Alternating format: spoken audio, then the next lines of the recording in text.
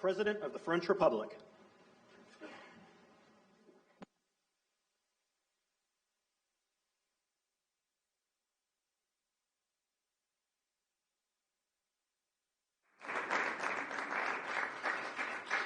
Well, thank you very much, everyone. Great honor to be here with my friend.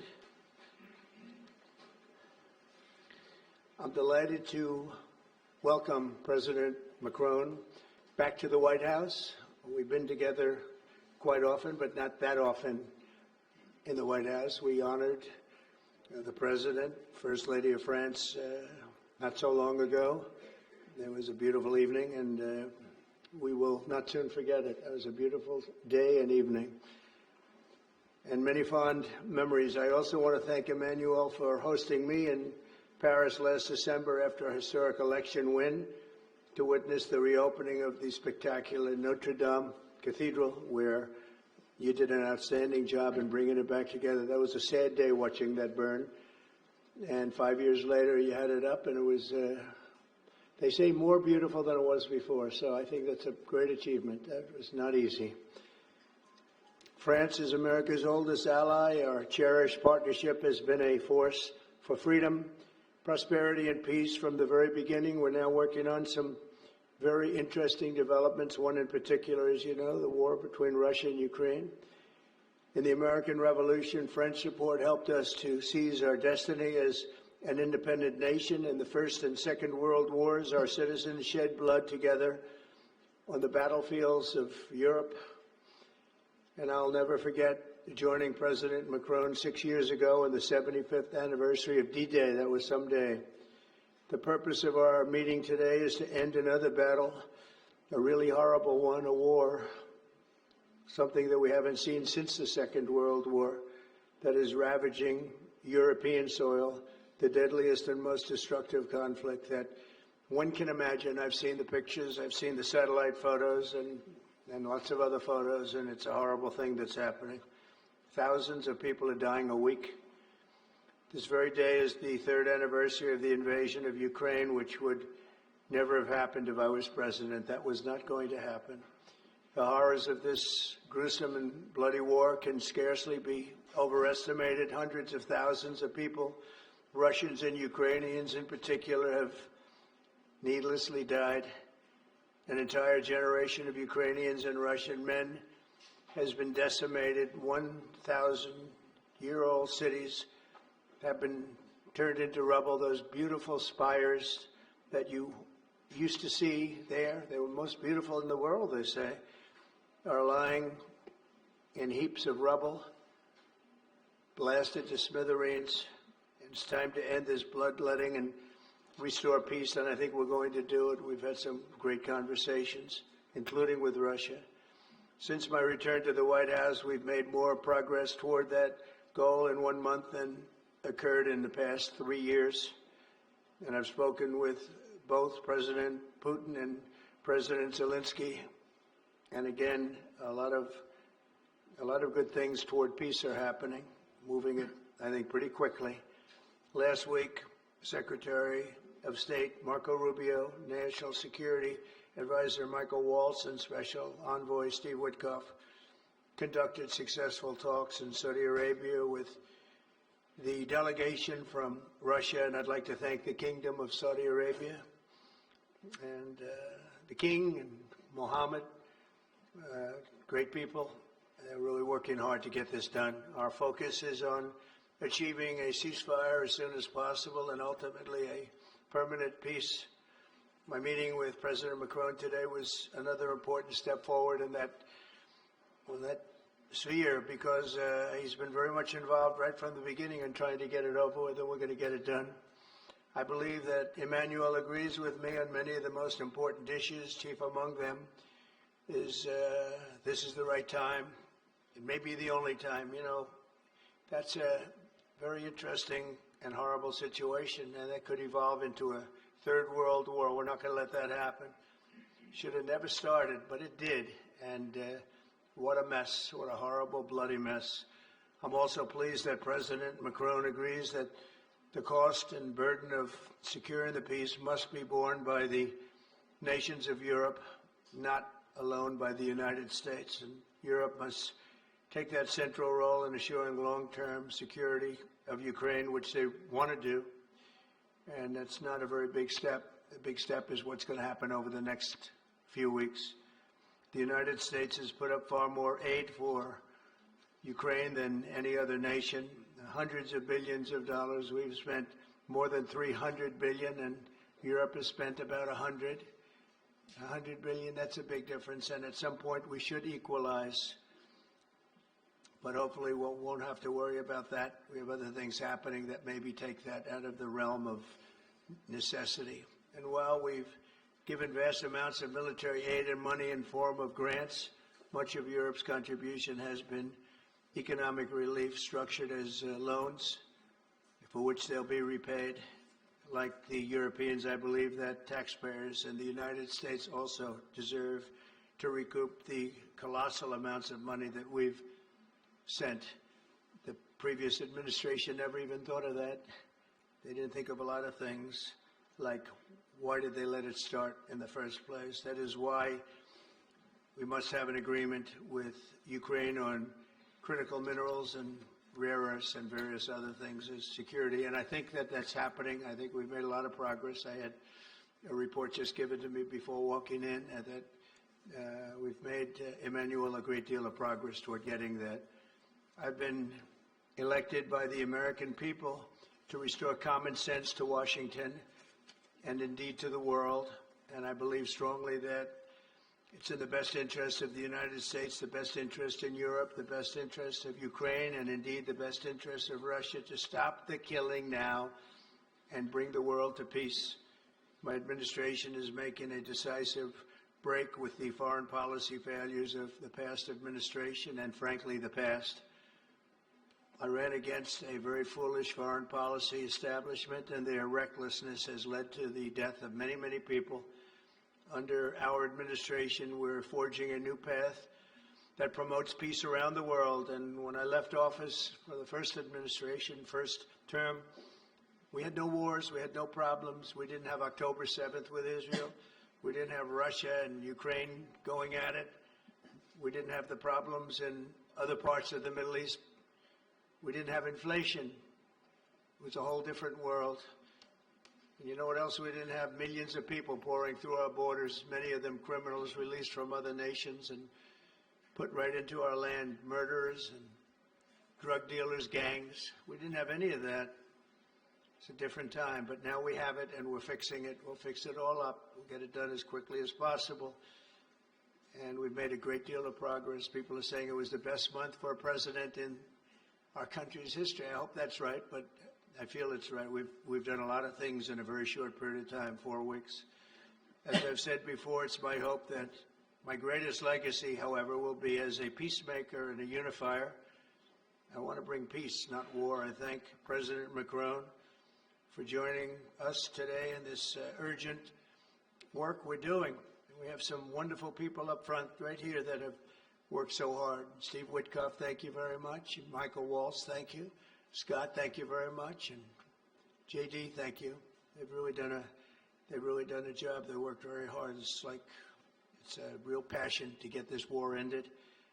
And I'd like to now invite Emmanuel to say a few words, and then we'll take questions. And again, Emmanuel, it's a great honor to have you with us at the White House. Thank you very much, please. Thank you, Mr. President. Thank you, dear Donald. Ministers, ladies and gentlemen, mesdames et messieurs, je vais dire quelques mots en français. Ladies and gentlemen, I'll be saying a few words in French. Merci beaucoup, Monsieur le Président, Thank cher you Donald, very pour much, votre Mr. President, hospitalité et dear cette Donald, for visite. your hospitality and for this Vous l'avez rappelé, visit. As you nous avons eu mentioned, l'occasion ces dernières années, we lors have had the opportunity to meet over the past few years. Since your first term, we've been able to discuss matters in Paris and also here at the White House, and it has always been a great joy to do that, and I would like to commend you. And thank you Mr. President, for extending this friendship to France and taking part in the ceremony at Notre Dame that you mentioned before. It was a great honor for the French people to reopen the cathedral to the rest of the world, and your presence was a testament to that friendship. As the President said, this friendship dates back to the Revolutionary War since the beginning of the United States, and whenever we've needed to, we've been able to come together and be on the right side. We've been able to be united to defend peace and sovereignty, namely in the two world wars that marked the 20th century, from Lafayette to Pershing and to the many Americans who landed on Omaha Beach. And we spoke earlier before, and you mentioned that one of those gentlemen was able to visit you here, one of the veterans. This is part of history, which puts us in the world that we are in today. And as the President just said, there are many challenges in this world. And over the past few days, we have one main objective, which is the geopolitical situation. Mr. President, I really wish to thank you for making changes to your schedule to meet with us so quickly. I think we've made very substantive steps forward during our discussions, and this is a major step in what we're experiencing today. We had a video conference with all of the G7 leaders, which was an opportunity for us to discuss this matter 3 days after the Russian war in Ukraine, and to express our support for President Zelensky to the Ukrainian people, but also to speak and share about our desire for a lasting peace. This is what we have spoken about very forcibly over the past few weeks. We thought that this war was only going to last a few weeks when it broke out in 2022. We admire greatly the courage of the Ukrainian people. And, Mr. President, I wish to thank you for this. You mentioned that there are responsibilities on Europe's side, and indeed, we have invested $128 billion in aid to Ukraine and the Ukrainians. Ukraine has been able to hold the front of our collective security. It's fought over these past few years for its independence and for its sovereignty, but also for our collective security, because I think that no one in this room wants to live in a world where it's the law of the strongest and international borders can be violated from one day to the next by anyone. Over the past few hours, and as you mentioned this, Mr. President, we've been able to see a few things take shape. First of all, allow me to commend you on your decision to work with President Zelensky and to conclude this agreement that's so important for the U.S. and Ukraine on rare earths, critical minerals, but also having substantive conversations with President Zelensky during this key phase of achieving this deal, which is a major commitment to Ukraine's sovereignty, and I think that's very commendable. We also have a shared desire to build peace. We will have this responsibility. This is 10 years after the war started in Crimea. And then we saw the events in the Donbas region and along the northern part of the country. We want to save lives. We want to bring prisoners back and bring back families and children, because there's also a humanitarian tragedy affecting the Ukrainian people. We had lengthy discussions with the President, and we spoke about our desire to bring an end to conflicts, to have a truce that is measurable, verifiable, and that enables negotiation of a lasting peace, where we will discuss not only Ukraine's reconstruction, its territories, but also the security guarantees, meaning maintaining peace over the long term. As I said to the President, we've experienced peace accords that were only ceasefires without ensuring security security guarantees, Minsk I and II. And we want to make sure this doesn't happen again. And I know that the President has expressed the desire to be a player for peace in the region. I've spoken with some 30 European leaders and allies in recent days. We want to bring together these allies, and share the same vision. This peace must not mean a surrender of Ukraine. It must not mean a ceasefire without guarantees. This peace must allow for Ukrainian sovereignty and allow Ukraine to negotiate with other stakeholders regarding the issues that affects it. But it is also a country in which we need to shoulder our responsibilities so that we ensure security and stability for Ukraine and for the entire region. And for us Europeans, this is an existential issue. We also spoke about these issues at length with the President. We've worked with President Zelensky and gotten to some of the details of the various phases of the negotiation, and we've also been able to speak about some of this work with our British partners to talk about deployments of peace forces on Ukrainian soil, which are part of these security guarantees. Other countries are ready to join in this effort. Solidarity and support from the U.S. will be crucial to this, and I thank you, Mr. President, for beginning to work with us on this issue and the agreement that you are preparing to sign with Ukraine and with all these discussions we've had are very solid guarantees that we are understood and that we have the same wish, peace as soon as possible, lasting, solid peace for everyone, and the renewal of an international situation where we are all able to shoulder our responsibilities, Europeans shouldering their responsibilities alongside their American allies who will shoulder their own responsibilities. I also wanted to be very clear, Mr. President, about Europe's commitment. We have committed to building a lasting peace. As Europeans, we have committed to being stakeholders in these security guarantees. And we are also well aware that Europeans need to do more for security in Europe, for defense in Europe, and to more fairly share the security burden that your country has been carrying for so many years. Mr. President, you know how much friendship I show towards you and I have towards you since your first term. Europe is very clear-eyed about this. We know what we need to do as Europeans, given the threats surrounding us and the responsibilities that we must shoulder. We spoke about the Versailles Agenda, which allowed the Europeans to take a historic step and increase their investments. Europeans are ready to do even more and to go even farther. And several leaders said that to me before I came here to meet you. Mr. President, dear Donald, you spoke about this peace through strength. We fully share that, because we must recognize the sacrifices made by the Ukrainian people and what we owe to them. The President and I also spoke about economic matters and our desire to see more prosperity in the United States and in Europe.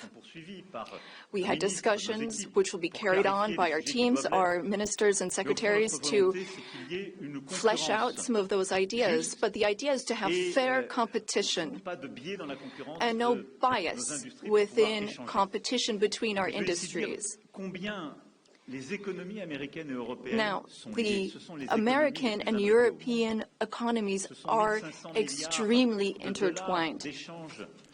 Some 1.5 billion in trade, trillion rather, in goods and services, and I know you've spoken about wanting to look at the balance of payments. We also have a trade deficit, and I know that we need to look not only at goods, but also digital items and goods which you export. And we want to make a sincere commitment towards fair competition where we have smooth trade and more investments. You already invest a great deal in France, and France is the fifth largest investor in the United States. And I would like to recognize here all of the American investors who announced investments, some $120 billion that were announced at the AI summit. This is our wish. We want to have more prosperity on both sides of the Atlantic. We have a shared agenda in that regard. We also spoke about the Middle East, among other subjects. And here again, we have the same desire. We don't want to see Iran obtain nuclear weapons. We don't want, or rather, we want an approach with partners in the region that we can trust. Given Iran's nuclear activities, we want to limit its ballistic capabilities and avoid any type of regional destabilization. With respect to Syria and Iraq, we also share the same desire. We don't want to see Islamic terrorist groups resume any of their activities, because for some time our armies have very bravely been engaged in the Gulf, as you have led, and contributions have been significant and helped stability in the region. And I say this with great sincerity. France was affected by a terrorist attack in 2015, which was linked to the terrorist activity in Syria. And we are in that region at your side to work for more security. Ladies and gentlemen, we had extremely productive discussions this morning during the conference, and we spoke with our ministers and counselors and advisors. And I wish to say, after speaking with President Trump, I fully believe that there is a path forward. We share the same beliefs. We know what work needs to be done, and in the weeks to come, we will work on that. Our teams will come together in various formats to make sure that we have this solid, lasting peace with great strength. Mr. President, thank you so much for welcoming me here today. Thank you so much for these productive discussions and for your commitment. Thank you, dear Donald. Thank you very much. Thank you, Emmanuel. Thank you very much. Okay. Thank you very much. Brian, would you like to ask a question? Go ahead. Mr. President, welcome. President Trump. I just want to touch upon real quickly the Harvard poll that came out that had, thank you very much, the Harvard poll that came out had you up 9+ points, and all of your agenda that you ran on, you're accomplishing that. You got the support of the American people, including stopping the war in Ukraine. If you can comment on the latest Harvard poll, I'd appreciate that. Well, I was honored by it. It was a big poll, and it's usually a poll that leans on the other side of things, the other side of the world, so to speak. But the Harvard poll is a respected poll, and it has us not only leading, but leading by a lot, and leading on every single issue that we've talked about. And as I said, we've become the party of common sense, and I think that's a very important element now, common sense, because what's happening in the world and even in this country, some of the things that took place, many of them are now canceled, and the rest are being canceled as we speak. But we've moved very rapidly and I think very effectively. So I was honored by that poll. Thank you very much. Appreciate it. Go ahead, please. Go ahead. Mr. President, you said before that you would like to see Russia. Yes. Go ahead.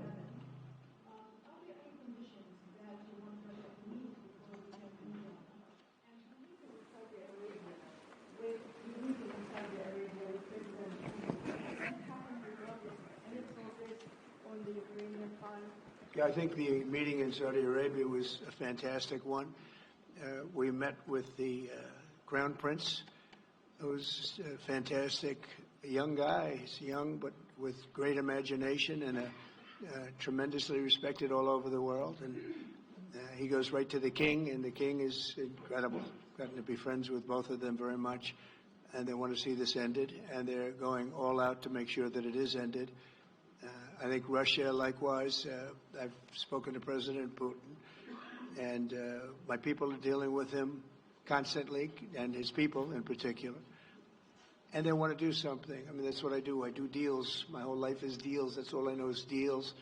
And I know when somebody wants to make and when somebody doesn't. I will say this, before I came here, there was no communication with Russia whatsoever, and Russia wasn't answering calls. They were not talking to anybody. They wouldn't talk to anybody, and people sort of accepted that as being that they want to go forward and just keep going without stop.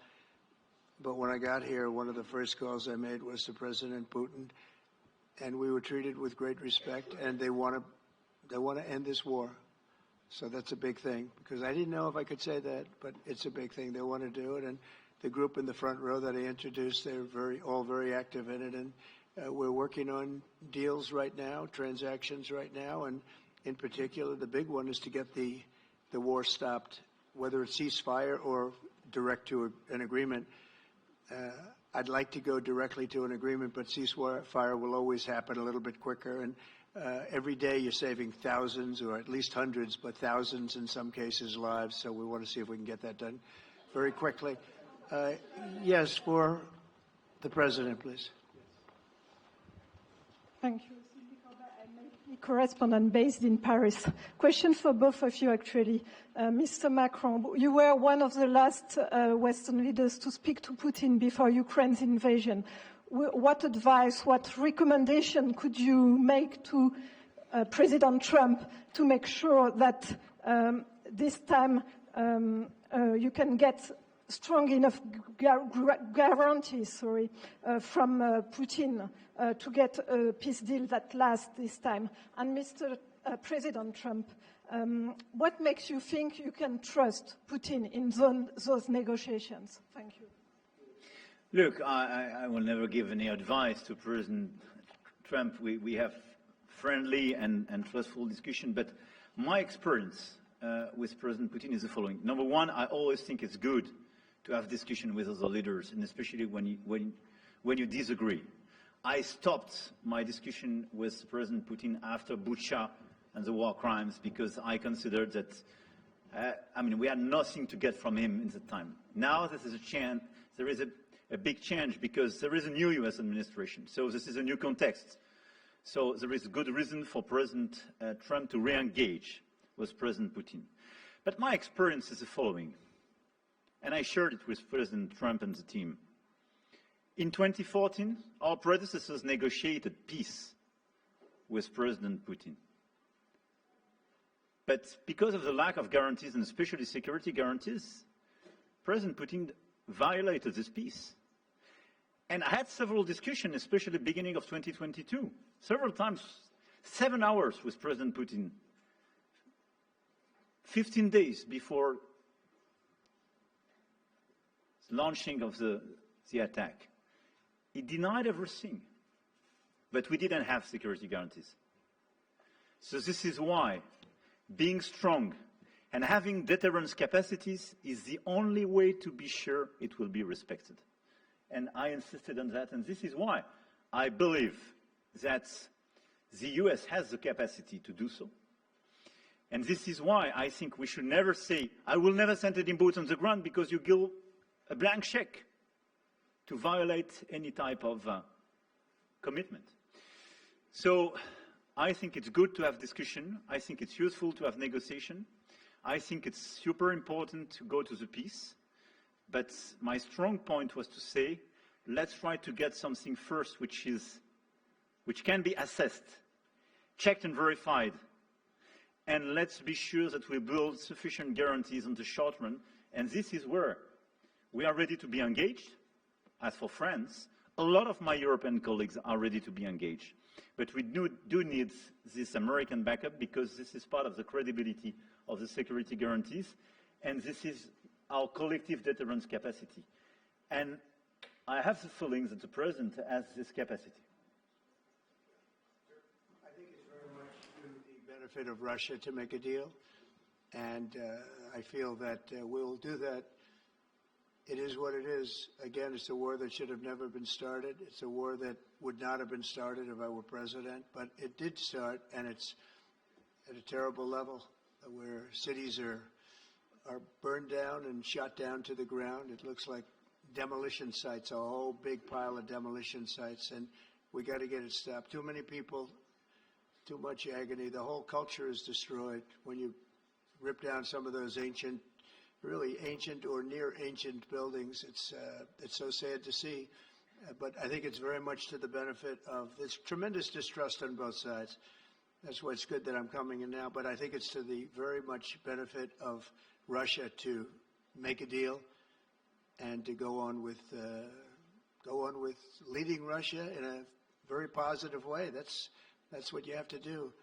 But I really believe that he wants to make a deal. Maybe wrong, but I believe he wants to make a deal. Yeah, go ahead, please. Next week, there's a key deadline for your Canada and Mexico tariffs. Do you expect those will go back on, or do you believe those countries have done enough on the border to stop those from taking effect? And for President Macron, I'm wondering if you believe that this critical minerals deal with Ukraine represents a de facto security guarantee by the United States, since the U.S. would have an interest in protecting those reserves in Ukraine. Thank you. We're on time with the tariffs, and it seems like that's moving along very rapidly. We've been mistreated very badly by many countries, not just Canada and Mexico. We've been taken advantage of. We were led by, in some cases, fools, because anybody that would sign documents like they signed, where they were able to take advantage of the American people, like has happened over the last long period of time, except for a little 4-year period that took place 4 years ago. But anybody that would agree to allow this to happen to our country should be ashamed of themselves. No, the tariffs are going forward on time, on schedule. This is an abuse that took place for many, many years. And I'm not even blaming the other countries that did this. I blame our leadership for allowing it to happen. I mean, you know, who can blame them if they made these great deals with the United States, took advantage of the United States on manufacturing, on just about everything, every aspect that you could imagine they took advantage of. I look at some of these agreements, I'd read them at night, and I'd say, who would ever sign a thing like this? So the tariffs will go forward, yes, and we're going to make up a lot of territory. All we want is reciprocal. We want reciprocity. We want to have the same. So if somebody charges us, we charge them. It's very simple, but it'll be very good for our country. Our country will be extremely liquid and rich again. Plus, we're doing other things, as you know. We're finding tremendous waste, fraud, and abuse at levels that nobody thought possible. You're seeing what's going on. And that was also part of the Harvard poll. Do you agree with what President Trump is doing with Elon and others that are looking for the waste, fraud, and abuse? And the numbers were staggering. It was like 70% to 2%. Everybody wants to find out. They don't like it. And you know, the radical left or whoever it may be starts screaming about the Constitution, but it has nothing to do with the Constitution. It has to do with fairness to this country. It has to do with being ripped off. And when you read the things that all of these billions, and I mean many billions, hundreds of billions of dollars have been spent on, that's all you have to do is stand up here and read them. I could stand up all day and read the kind of things where we're spending all of this money.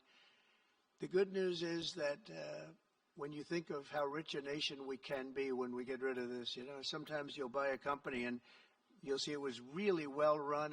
They accounted for every penny. Well, not much you can do there. You got yourself a bad deal. This one is the exact opposite. Tremendous fraud, tremendous waste. And when you think of what it is, you know, Elon uses an expression, caring. If we had people that cared, just cared a little bit, when they did contracts, when they negotiated with outside vendors on behalf of the United States. That's what I'm doing now. I'm negotiating for the people of the United States. So we're doing a great job of it. I will say we found it'll be hundreds of billions of dollars of waste and fraud and abuse. Thank you. Please. Look, I think this discussion is a very important one. First, because it's important for the U.S., and it will be a good occasion for a first very important meeting between President Trump and President Zelensky. Second, I think there is a lot of economic upside on both sides. And third, de facto, there is a recognition of Ukrainian sovereignty, a recognition of the Ukrainian interests, and this is de facto a very important alignment of interests. Now, the security guarantees will be negotiated in due time in a full-fledged package of a peace security. But this peace as it is now written and negotiated, and as this meeting is scheduled, is an important step forward, full-fledged peace agreement. Okay, please, go ahead. To the President. Monsieur le Président Trump, Monsieur le Président Macron. President Trump, President Macron. First of all, you say, I would like to make a deal with Putin. So when you do a deal, it's a win-win deal. What are you giving to him, and what is he going to give you, to America? And I was impressed by the way you referred to Notre Dame, and that you were impressed by the reconstruction of Notre Dame. A lot of Americans have sent money to Paris to participate to the reconstruction of Notre Dame. As a President of the United States, are you going to contribute to the reconstruction of Ukraine? Et Monsieur le Président Macron, President Macron, what for you is the main area of progress in your meeting with President Trump? Can you confirm that there is an agreement to send European peacekeeping troops? Will France participate in that? How many troops? What would they be doing? Would this represent a great danger to send French and European troops to Ukraine? Well, I guess it's a little strange question because you ask whether or not we're going to, on behalf of the United States, contribute to Ukraine. I mean, we're in there for about $350 billion. I think that's a pretty big contribution. I do appreciate the first part of your question, however, because I think they've done an incredible job with the Cathedral of Notre Dame. I think the president has done. I know he headed it up, and I know how hard he worked, and it took a period of time, but really not a long period of time considering what that was, so delicate, so beautiful. And I was there, and I saw the work, and I'm very good at construction. I know good construction. I know bad construction. They did a beautiful job, and this man has to be given a lot of credit for that. It's an incredible cathedral. Most people thought it couldn't be saved, and if it was, it would have to be built in a different form, and we didn't want to see a different form. We wanted to see the same form that you built. So I just want to congratulate you. That was an amazing job. I don't think you've gotten enough credit for it. Someday you will. Someday you will. Thank you, Donald. Merci beaucoup. Thank you very much. To go back to your question, today's discussion showed several areas of progress. First, we have been working a great deal with President Zelensky to have a proposal that's acceptable to Ukraine. President Trump has confirmed that he will be meeting with President Zelensky very soon to finalize the agreement on critical minerals and rare earths and to speak together about that matter. That's a very important step forward. The second thing is that during our discussions, we were able to go into some of the details about the proposal that we have just made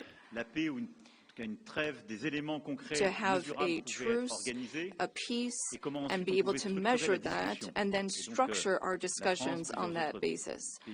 France and several other European countries, along with Ukraine, are hard at work to build this lasting peace with very specific points, including security guarantees, the territories that belong to Ukraine, the issue of reconstruction, the economy, and critical minerals. We've been able to go into the details of those proposals. The third area of progress, which really mark a turning point, is the fact that we were able to talk about the details of the security guarantees. And the President has shown this over the past few days, and he said so a moment ago. We want peace. He wants peace.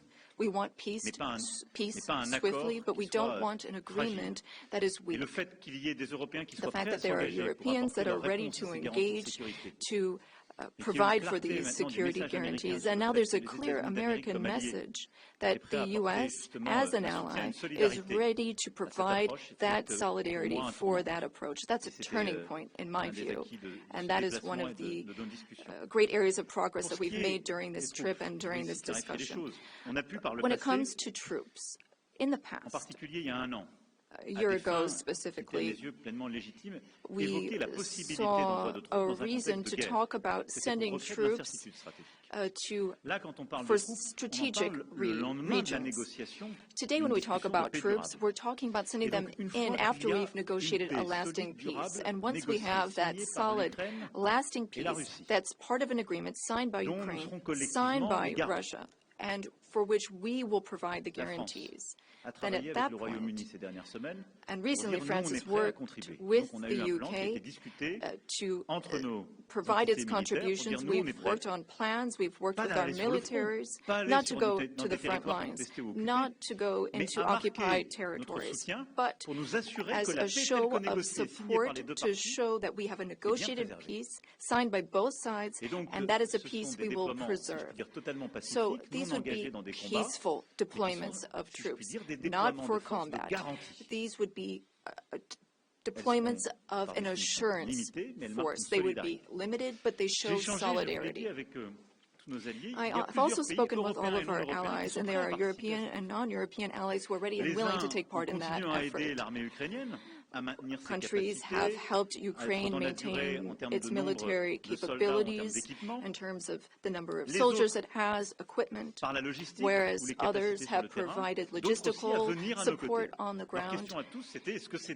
The question is whether or in what form the U.S. will contribute, and during our discussions, and during the discussions with Russia, we've understood that this would be acceptable to Russia, and that's a very important area of progress, and that means that in this context, the Europeans will shoulder their part of the burden, their share of the burden.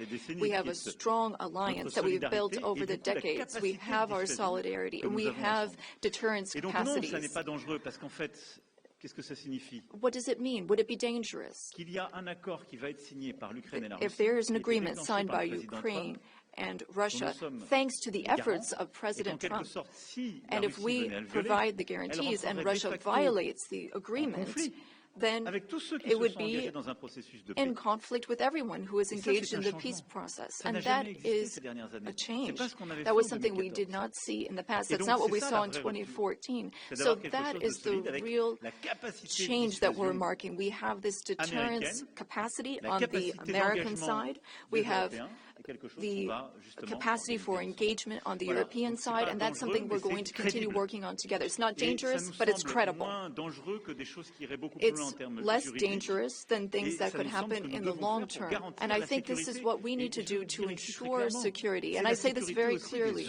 We're also talking about security for Europeans. I've been saying this for weeks now. If we do not guarantee the security of this territory within Europe, then how can we guarantee our own security for one and all?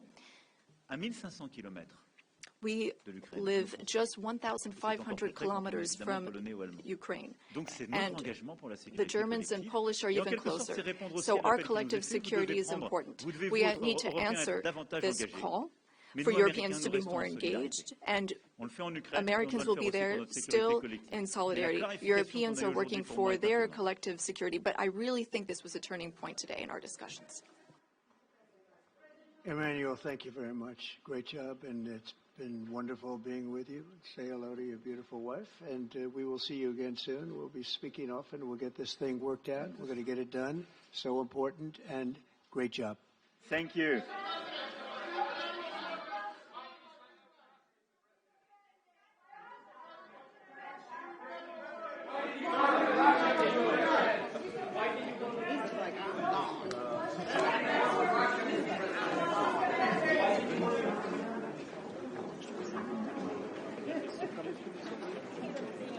That's okay.